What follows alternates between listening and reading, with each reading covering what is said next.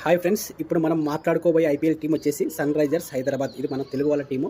ఒక తెలుగు వాడిగా కానీ కాదు, కానీ యావరేజ్గా చెప్తున్నాను. జనరల్గా అన్ని టీమ్స్లో, ఐపీఎల్ టీమ్స్లో కంపేర్ చేస్తే 10 టీమ్స్లో కంపేర్ చేస్తే Sunrisers Hyderabad batting bowling విభాగాల్లో చాలా అంటే చాలా స్ట్రాంగ్గా ఉంది.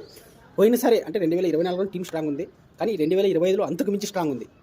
కావ్య మారన్ కూడా మంచిగా టీం సెలెక్షన్ చేసుకుంది. టీం కోచింగ్ స్టాఫ్ కూడా మంచిగా సపోర్ట్ చేసినట్టున్నారు, మంచి సలహాలు ఇచ్చినట్టున్నారు. ముందుగా బ్యాటింగ్ సెక్షన్ గురించి మాట్లాడుకుంటాము.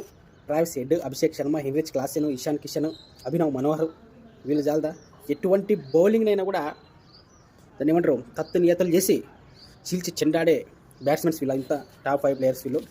అదేవిధంగా అథర్వ టైడే, అనికేత్ వర్మ, సచిన్ బేబీ వీళ్ళు ప్లేయింగ్ లెవెల్లో ఉంటారు, కానీ బ్యాకప్గా ఉంటారు.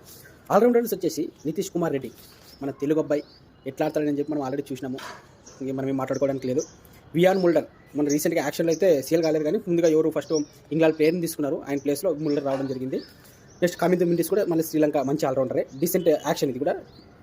బౌలర్స్ వచ్చేసి Pat Cummins, Mohammed Shami, Harshal Patel, Rahul Chahar, Jaydev Unadkat, Adam Zampa, Simarjeet Singh, Zeeshan Ansari, Eshan Malinga. బాబా ఒక్కరిని మించి ఒకరున్నారు. బ్యాకప్ కూడా, ఎందుకంటే మెయిన్ బ్యాకప్ కావాల్సింది మనకి ఐపీఎల్లో. ఎందుకంటే ఈ చాలా ఫాస్ట్ గేమ్ కాబట్టి ఎవరైనా పొరపాటు ఇంజూరీ అయినా కూడా వెంటనే వాళ్ళు రిప్లేస్ చేయగలిగే ప్లేయర్స్, కెపాసిటీ ఉన్న ప్లేయర్స్ ఉండాలి. మన ఈ హైదరాబాద్ టీంలో చాలా మంచి ప్లేయర్స్ ఉన్నారు బౌలింగ్ విభాగంలో, కానీ ఎటువంటి సందేహాలు లేవు.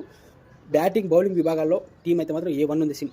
ఒక చిన్న నెగిటివ్ ఏంటంటే ఆల్రౌండర్స్ కోటాలో కొంచెం డిసప్పాయింట్. ఒక నెగిటివ్ గురించి మాట్లాడుకోండి, నితీష్ కుమార్ రెడ్డి మంచి ఆల్రౌండర్ ఉన్నాడు, దాంట్లో నో డౌట్, కానీ బ్యాటింగ్ మంచిగా ఆడతాడు. బౌలింగ్ అంత పూర్తి ఓవర్ కోట బౌలింగ్ వేసే అంత బౌలర్ అయితే నేను కాదనుకుంటున్నాను. బౌలింగ్ ఆల్రౌండర్ సిస్టమ్ విఆర్ మూడు ప్లేయింగ్ లెవెన్లో వస్తే కూడా టీము సరిదిగుతుంది అనుకుంటున్నాను, ఎందుకంటే మంచి ఆల్రౌండర్.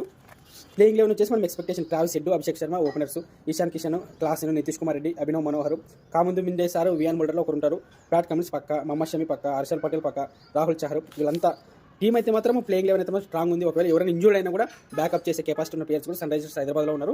ఫారెన్ ప్లేయర్స్ వచ్చేసి ట్రావిస్ హెడ్, క్లాసెన్, కమిన్స్, వీళ్ళు ముగ్గురు అయితే పక్క ఆడతారు. వీళ్ళు ముగ్గురు ఇంకో 4వ బౌలర్గా ఎవరు ఆడతారు అనేది క్వశ్చన్ మార్క్. ఆడమ్ జంపా కూడా మంచి స్పిన్నరే, ఆల్రెడీ మన ఇండియన్ ప్లేయర్ రాహుల్ చహర్ ఉన్నారు కాబట్టి జంపా ఉండకపోవచ్చు అని నేను అనుకుంటున్నాను. వియాన్ ముల్డర్ కానీ కామిందు మిండస్ కానీ ఉండొచ్చు అనుకుంటాను నేను. ఓకేనా ఫ్రెండ్స్, ఇది మన SRH వచ్చేసి టీం అయితే మాత్రం చాలా స్ట్రాంగ్ ఉంది. ఈ సీజన్లో కూడా కప్ కొట్టే అవకాశం చాలా ఎక్కువగా ఉండే జట్టు ఇది. ప్లే ఆఫ్స్కి అయితే మాత్రం పక్కా 100% చేరే అవకాశం ఉంది సన్ రైజర్స్ హైదరాబాదు. టీంకి వచ్చేసి చెప్పిన బ్యాటింగ్ బౌలింగ్ చాలా స్ట్రాంగ్ ఉంది, దాంట్లో no doubt. Top class players ఉన్నారు. ఇంకా ఏమనేది ఈసారి అయితే టీం పోయిన్స్ చెప్తున్నా 2024తో కంపేర్ చేస్తే 2025లో సన్ రైజర్స్ హైదరాబాద్ టీం, మన తెలుగు టీం చాలా స్ట్రాంగ్ ఉంది.